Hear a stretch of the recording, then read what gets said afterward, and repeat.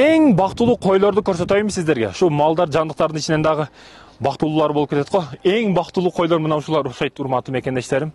Азыр биз деңиз деңгээлинен 4500 метр бийиктиктебиз.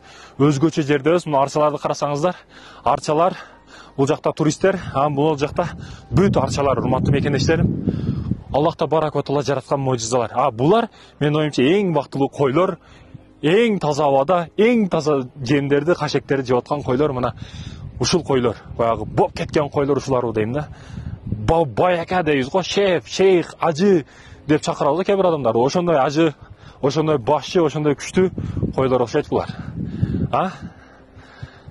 Мындай көптөр ушул койлор. Өзгөчө семиздигин карабайсызбы, жүндөрүн карабайсызбы? Бул койлор вообще сонунда муну эти жесеңдер, эти жумшак болсо керек. Шашлыкка да айтат, ташкотого да айтат, бардыгы айтат. Ушу эттер, стейкке дагы сонун болот. Ушу койлор. Мунун ээси дагы ушунча бактылуу адам болсо керек. Тиякта уктап жатат жыргап, Погода өтө салкын, шамал үрүп атат. Күн дагы чыгып турат, бирок шамал барлыгы үчүн, биякта дарыя болгондугу үчүн өтө сонун кооз. Дарыя мына жерде.